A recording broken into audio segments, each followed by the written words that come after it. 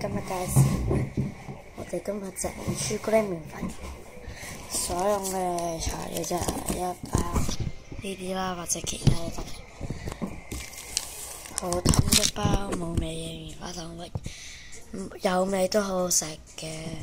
我哋攞個碗仔先。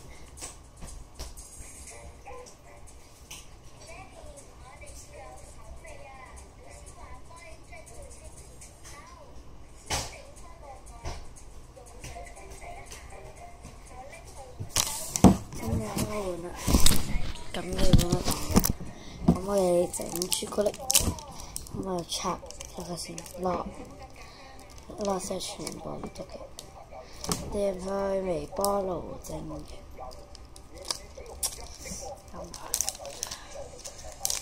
咁快啦，2塊。